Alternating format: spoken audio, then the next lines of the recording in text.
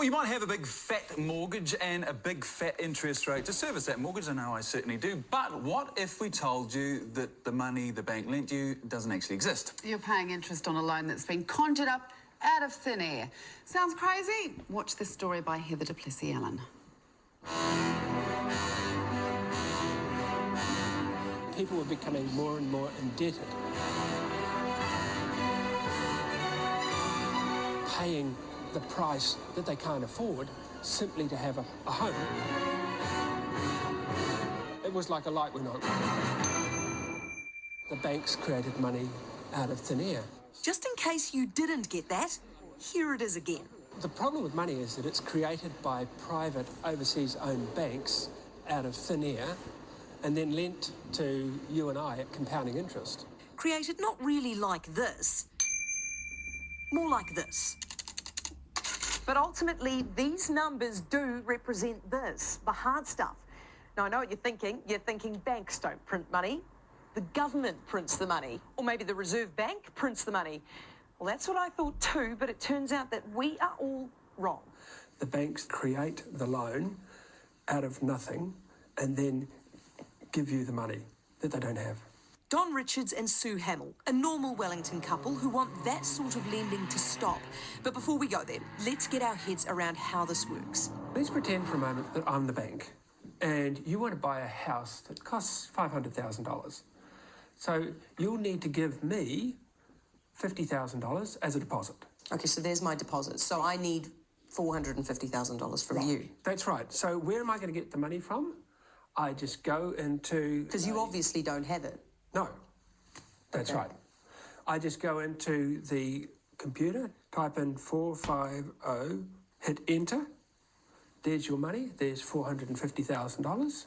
You've just made $450,000 out of absolutely nowhere. That's right. That I now have to pay interest on.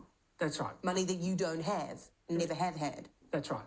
And this, through home loans, this is how money is introduced into the system. Yes, that's right. But it feels a bit like a trick. Well, it is, really.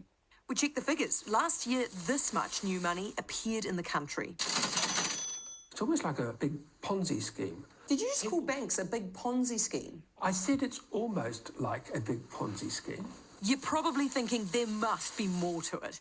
No, this is an International Monetary Fund document that backs up what we've just told you. See this? Banks are almost fully in control of the money creation process.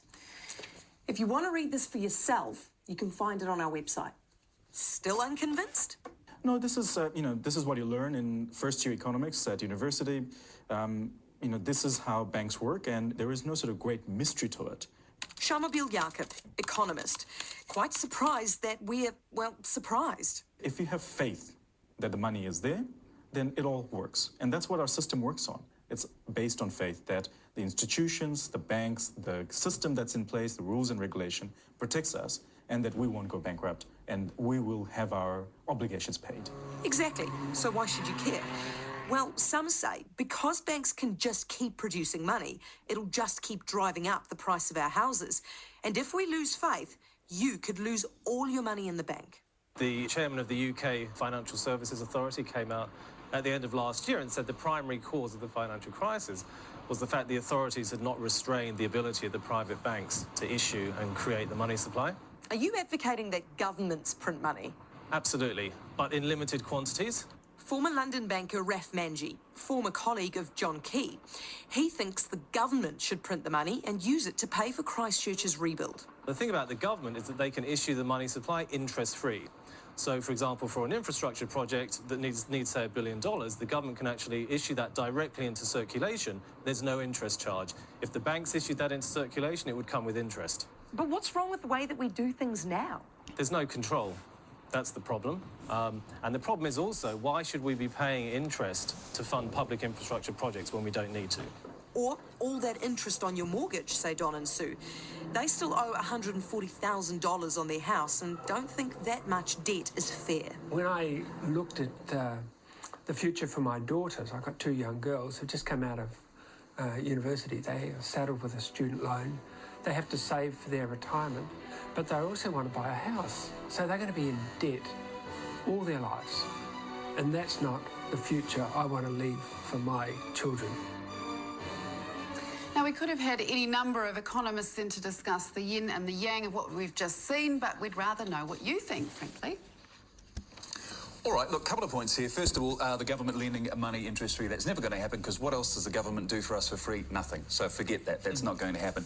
As far as the interest rates on the banks go, now, I've been having a bit of a scan around. Obviously, it's going to vary with depending on which bank you go to and the term you get it over. But, you know, 5-ish% to 6.5%, 6.7% is what the rates they're lending at are.